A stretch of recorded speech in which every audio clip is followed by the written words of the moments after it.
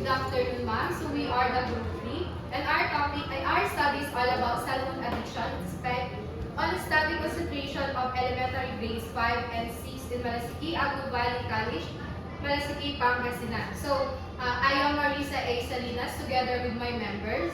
I am Albino Benji. I'm Datamhet Arlie. I'm Gallardo Katrina.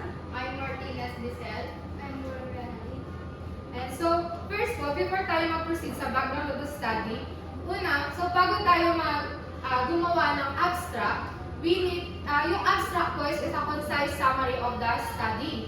At naka-include po dito is 150 to 300 words, and dapat naka-align po siya sa IMRAD format, which is introduction, methods, results, and conclusion or the discussion po. So now let's proceed sa background of the study. So, ang background of the study is ang smartphone ay widely used device and easy access siya sa communication, information, and entertainment. And ginagamit din ito ng mga students para makakuha ng information na need nila. And nagkakaroon din daw po ng negative effect ito sa mga students kasi nagiging addict sila sa paggamit nito. And then nawawalan sila ng focus.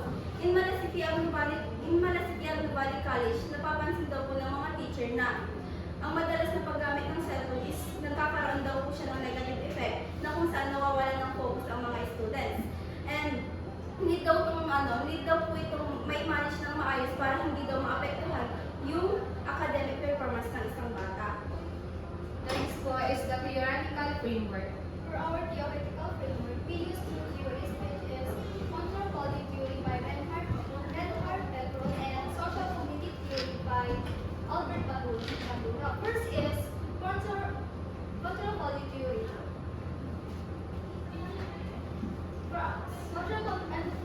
Control quality theory is explain that affects focusing emotion of students and depends on the control they're giving. So, pag may cellphone addiction is nawawala ang time at attention nila and nahihirapan sila mag-focus. Next is social cognitive theory. Social cognitive theory is behavior influenced by environment and personal factors. Example na lang is si student is nakita niya si classmate na nag-cellphone, ito is na-adapt at nagagaya na ito and nagiging hobby niya na rin ito. So, nag-delete ito ng distraction. So, both theories is ina-explain dito kung paano ba nakapektuhan ang paggamit ng cellphone sa focus ng mga student. Next is conceptual framework. We have two variables, the cellphone addictions and study concentration. First is cellphone addiction is excessive use of phone, while study concentration is ability to focus on students. So, sinusukat ang study concentration sa three aspects. First is ability to focus during class.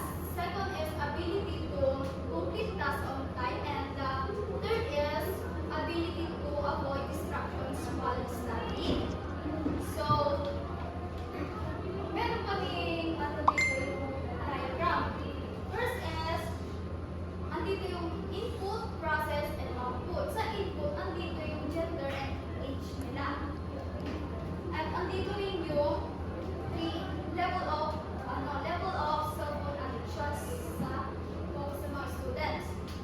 Tsaka 3 level of study concentrations. And this process is distribution. Dito yung ginawa namin para makakuha ng data, which is nag-distribute kami ng questionnaire. Sa output naman, dito naman, ina-identify namin yung epekto ng paggamit ng cellphone sa focus ng mga student. So basically, from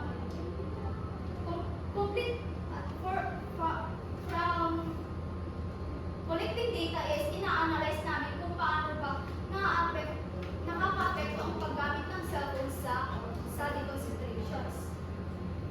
Okay, direct to the point mga anak. Kasi may mga susunod no? Okay, because you have did this and you have said that I have seen it before you have this what we call sublime phase, right? So why not go to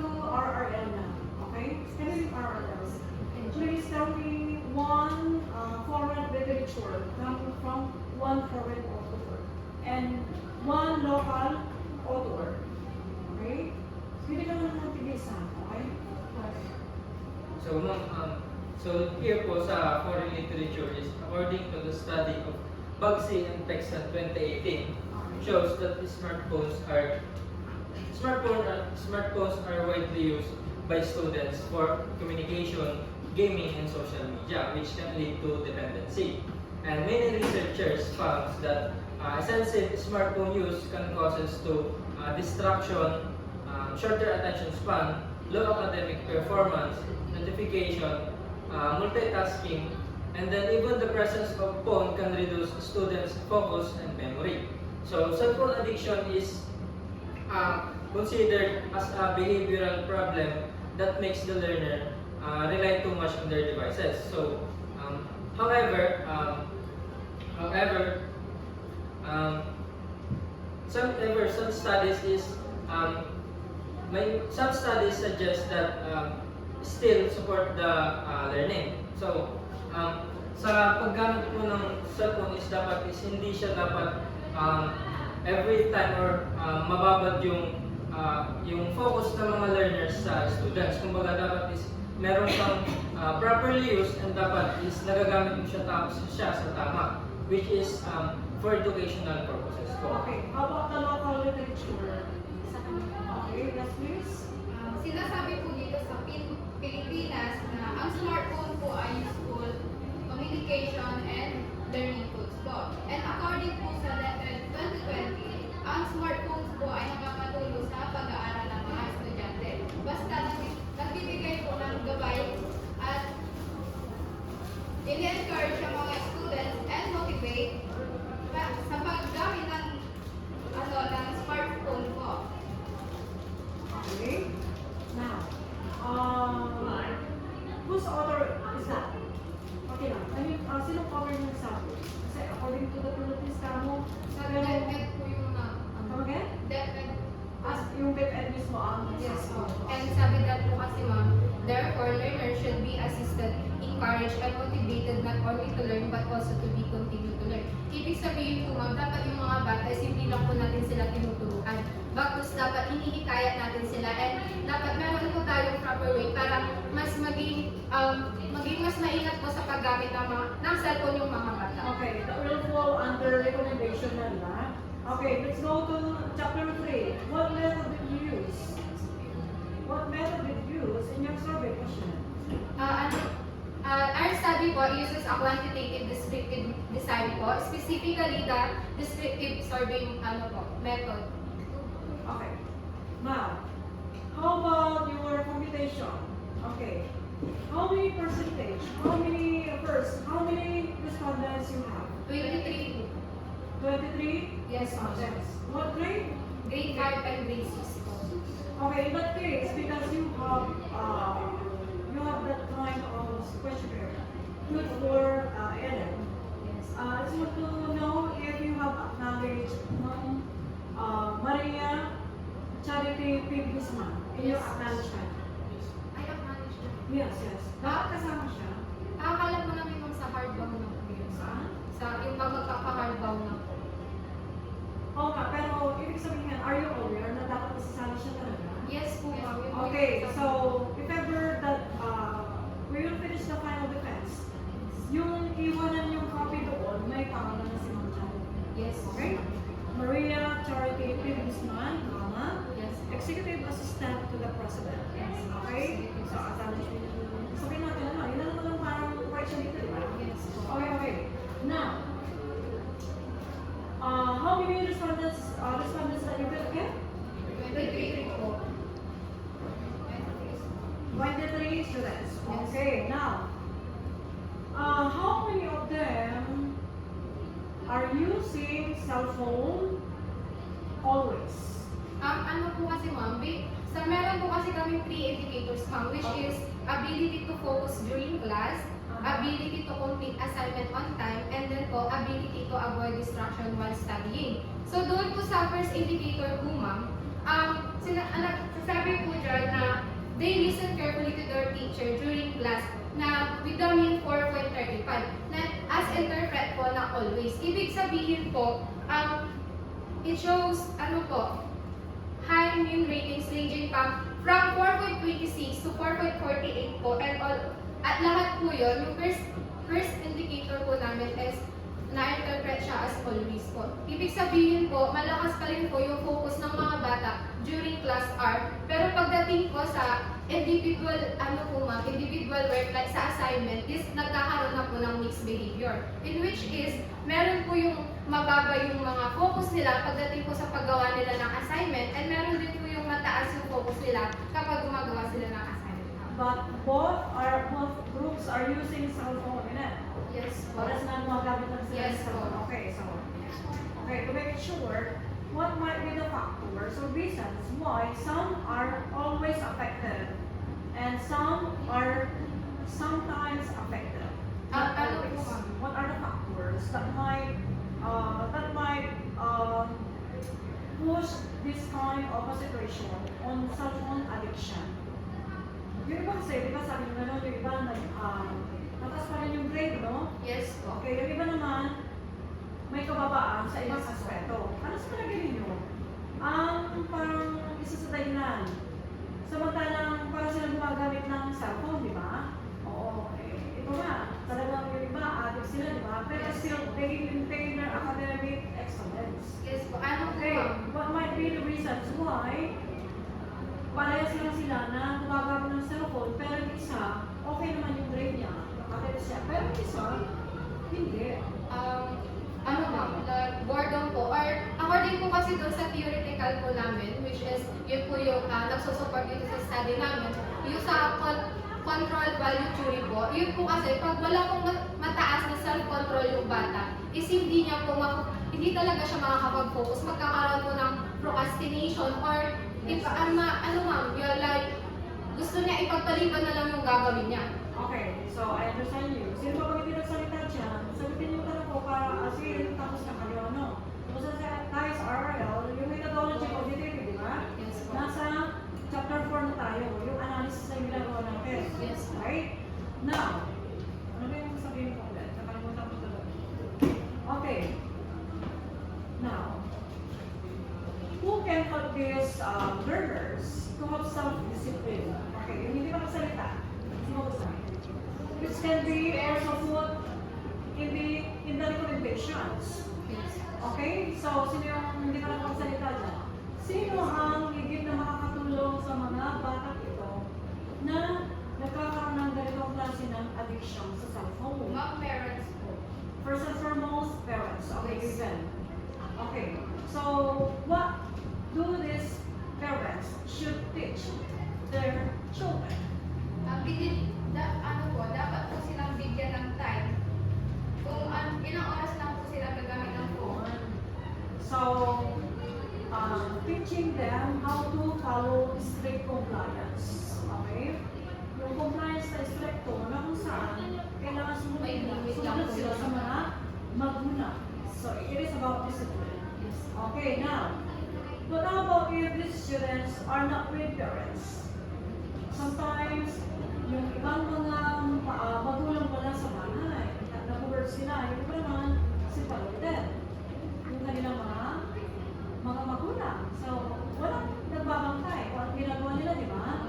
So, who's next to help them out? Without the parents, sino yung liable? Okay? Sino yung hindi man nagsalita? Yeah, sino yung hindi man nagsalita? Ma'am, it should be, mga siblings po, ma'am, or yung mga titas or titos po. Okay. So, andyan na tayo. Okay. Pero most of the times, they spend is not at home. It could be without, school days. Nag-spend sila ng time nila outside their homes. Outside their house na lang. Kasi hindi na kumpleto yung family nila eh. House lang pangalan mo. Kasi pag kumpleto ang family home, hindi tayo. Okay. So, kung kumpleto, yung iba, hindi naman maganda yung samahan. So, house pa rin yun. Diba? Okay. So, they spend their most of these times outside their houses. Okay? So, kanino sila parang napakasama? Teachers. No, within the community, within the barangay, yung mga relatives, so sabi niya kanina, mga tito, tita, siblings, pero parang wala sila. Friends outside their houses. Okay? And that is the reason why most of these learners want to find somebody to spend their time with because no parents at all. Okay? So, ang ginagawa mo, sumili nila. Kasama ang mga friends nila. Okay.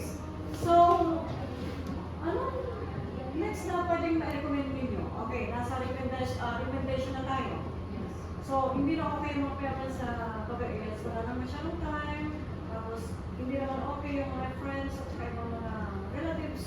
Kasi, hindi naman talaga na-evaluate sila ng tama. Okay, so, who's the next to be recommended? Okay, so hindi ko nagsasalita. Nasa recommendation na tayo. Pakibasa na lang yung recommendation. Okay.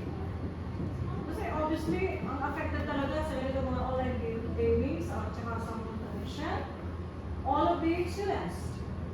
Tama? Na-find out ba ninyo na lahat sila ay nagsa-cellphone? Yes po. O, di ba? Pero, hindi naman lahat ay lagi-lagi kasi may sa-acusita nila sila. Natuwa ng galas. At may back-up pa sila.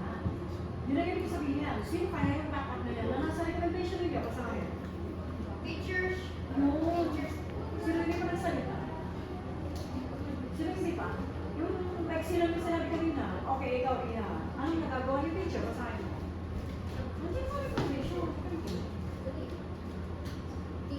teachers should continue reminding students about minimizing both distractions and users engaging teaching strategies to maintain attention in class. Okay, why teachers are the possible people wherein these students could rely on? Why teachers? Mga bata itong mga pinag-usapan natin, ba? Kasi, pag si teacher ang nagsabi, Mas pinapaniwalaan Yun. nila. Mas pinapaniwala nila kaysa sa mga bilang ko. they trust teachers.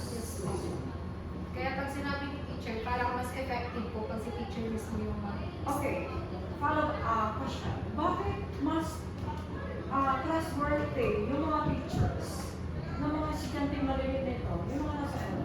Bakit ba parang yung ating pagkatao ay baga is kapalipaniwala sa mga bata? Ano bang rason? Okay, sino po hindi nakakasagot sa inyo? makapagsagot na po lahat. Okay. So, we'll answer the question. Bakit teachers ang kanilang pinaniniwala at pinagkakatiwala? Ano po ma'am? Ako po ma'am. Since, una-una po is, syempre pinag-aralan po yung teacher. So, isa na po yun sa dahilan. And yung pangalawa po, kaya mas pinapaniwalaan po nila. Kasi, alam ng mga bata na sa teacher sila natututo. Doon sila kumukuha po ng knowledge. In which is, kaya po sila yung mas paniniwalaan nila kesa sa mga magulang po nila. Ganun po kasi yung case na nangyayari po.